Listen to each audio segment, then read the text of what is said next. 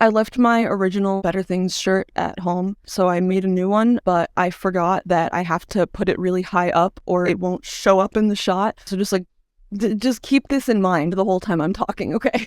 I wanted this to be up for Yom HaShoah, but with the amount of work that I have right now and how long I think it'll take me to edit, it's probably going to go up on the anniversary of Hitler's death. Either way, the significance is the same. It's a day to look back on the Holocaust, remember the atrocities, and mourn the victims. But there's something that's always bugged me about the way that we treat the history of the Nazis, and I think I've found a good analogy for it. There's a Jewish high holiday called Yom Kippur, and one of the traditions of Yom Kippur is fasting from sundown to sundown. There are two ways to greet someone who's fasting: Tzom kal, and less frequently, Tzom mo'il. Tzom kal means have an easy fast. Tzom mo'il means have a productive fast. And I think this is an interesting and meaningful distinction because, obviously fasting isn't fun, but the idea conceptually of fasting is that you're demonstrating self-discipline and focusing your energy on introspection. It's easy to look at the Holocaust and say, oh, that was bad. And it's easy mentally to say it could never happen again. But it's productive to actually examine what led to the rise of Nazism in the first place and recognize the warnings of a similar political climate. There's a tendency to look at Nazis as these idiosyncratic, transcendent villains. I think the average person's mental image of a Nazi is something like this, ruthless, efficient, militant, indomitable. But this is Nazi propaganda. They would love us to remember them that way. The reality is these guys were clueless, insecure man-children.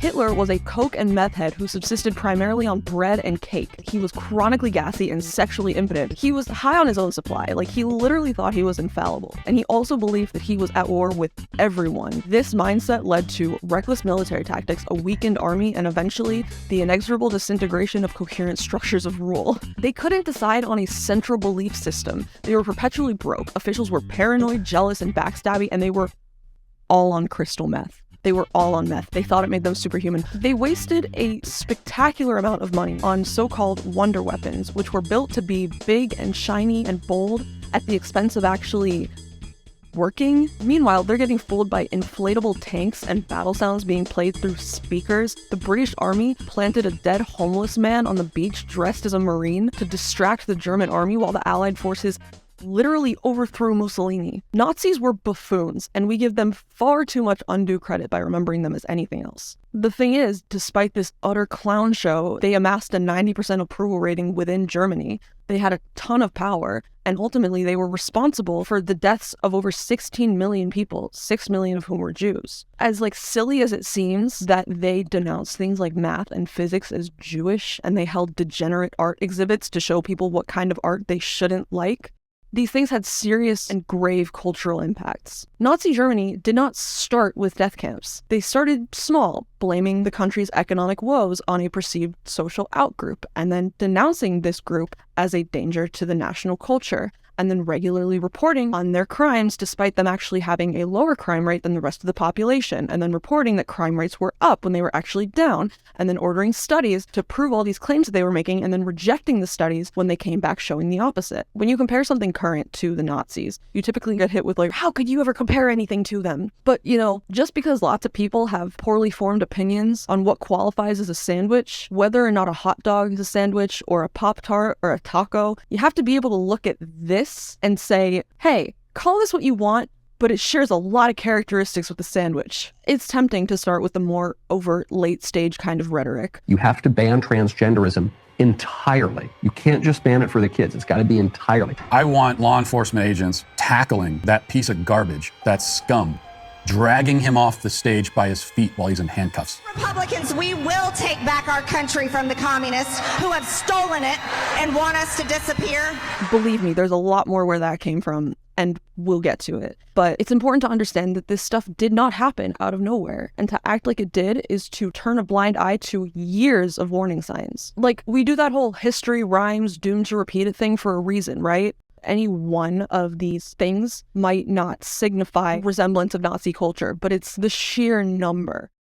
Heil Hitler. Heil Hitler. Heil Hitler. Heil Hitler. Heil Hitler. Heil Hitler. Heil Hitler. Heil Hitler. Fear-mongering. The point is to disarm you. to strip you of your autonomy, your power, your right of self-defense. It's going to disrupt the entire family structure, and it's going to turn the person you love into something like a confused monstrosity. Taking all of these disparate adversaries and conflating them into one big super enemy. Would you mind defining woke? Because it's come up a couple times, and I just want to make sure we're on the same page. Woke is sort of the idea that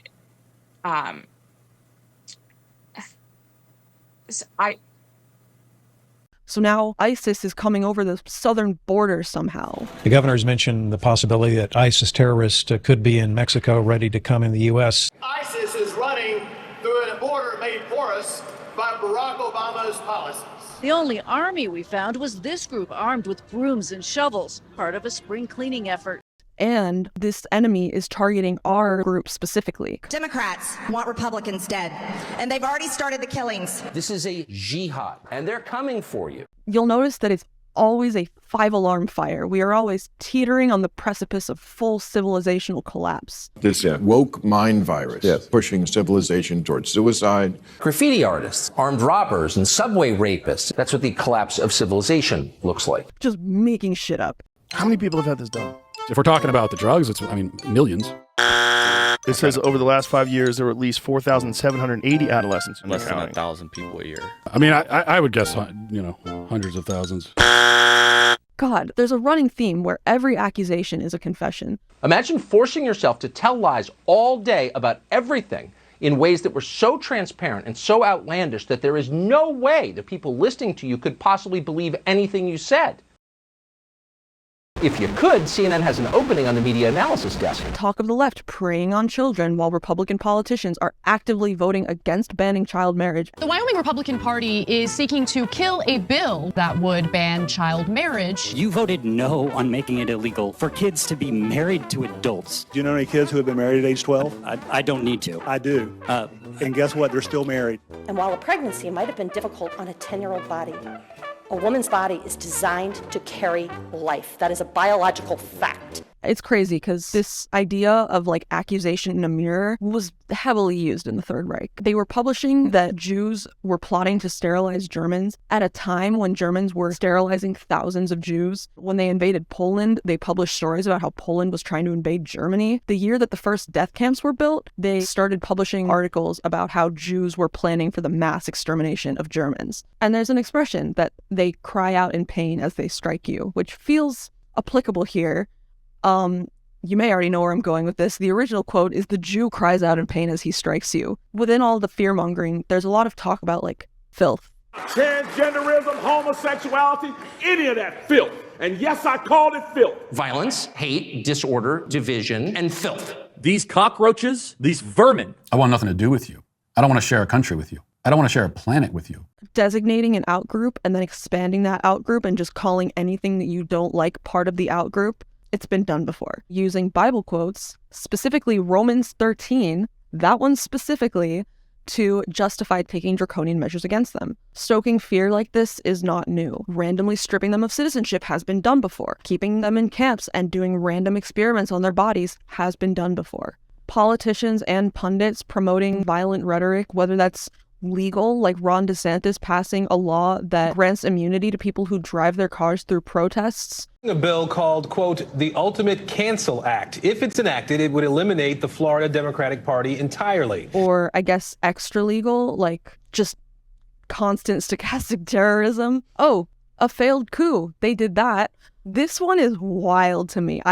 This is an archetype dog whistle. Blood libel is an anti-Semitic conspiracy theory that basically says that Jews murder Christian boys and use their blood in rituals / bake it into their bread on Passover. This and allegations of well poisoning were used in the Middle Ages to justify persecution of Jews, and then they were reinvigorated in the late 19th century and early 20th century, and then invoked by Nazis.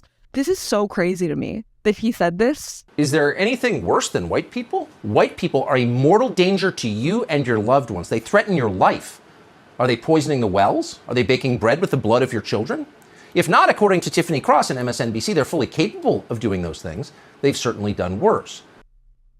Oh, it gets worse. Oh, it gets worse. I'm learning about this as I'm filming. I was looking up Tucker Carlson blood libel to find the original clip that I was referring to about the bread. Twice since 2023 has started, at least as far as it has been recorded, has Tucker Carlson invoked blood libel on his fucking show. I shouldn't be surprised by anything he does anymore, but it's the fact that he embedded 2 overt dog whistles in 2 sentences. What she's doing here every day is leveling a racial attack, a blood libel against an entire group of Americans while simultaneously pretending to be the victim of attacks from that same group. Stop hitting me, she howls as she punches you in the face. The Jew cries out in pain as he strikes you. I do also want to say that while you can try and say that it's only worth getting worked up once we have like literal Nazi points making mainstream news, first of all, incredibly reductive, lacks any critical thinking skills. Obviously, people who are trying to reignite a movement universally known to be bad are not going to start with the talking points that everyone knows. The majority of propaganda right now is not explicitly against Jews, but they all fall under this same category of degeneracy. The homeless person was harassing passengers. He said, I don't have any food, I don't have any drinks. All the harassment is the exact reason I don't ride the subway anymore, because I wouldn't be able to defend myself. You could be houseless and you don't have to harass other people on the subway at 2:30 in the afternoon. You have a 24-year-old who we trained in the military, lives on Long Island, said, let me help out the American people again, suppressed with a chokehold, not beat him senseless. And now you have people protesting for the homeless guy. I have no patience for these people. Yeah, I agree. Based on what we've heard, it seems like this was justified. All right. What, do we have to wait for the first million? Do we have to wait for them to build the camp? First of all, they already have the camps. Do we have to wait for them to build the death camps? I think what they would do is it would be much more legislative, but I'm also definitely not going to brainstorm Republican legislative genocide strategy right now. So my point is we shouldn't wait until it gets that bad. Also, people like Kanye and Tucker Carlson using explicit Nazi language on national television, we don't take that seriously either. They can't have an actual impact because everyone in their right mind knows that that's Nazi logic. So we can't get upset if it's not literally Hitler. And if it is literally Hitler, don't get so upset about it. We are effectively erasing this from history by refusing to ever compare anything to it. People today are as susceptible to becoming a Nazi as people back then were. To act like these are all just one-offs and it could never happen again is reductive and destructive and bad. Because, like, honestly, this is barely even the half of it. It's hard to consolidate it all into one video just because there's, like, so much. But I don't see many people talking about how genocidal and violent and anti-truth this rhetoric has become. I just think that talking about it is important. You know, this has been a running message in my channel. The arc of the universe bends toward justice, but it doesn't bend that way by gravity. You have to bend it. And there are a bunch of people trying to bend it back. It doesn't have to be like this, but we can't get better until we are willing to acknowledge the problems. Do I just end it here? Bye.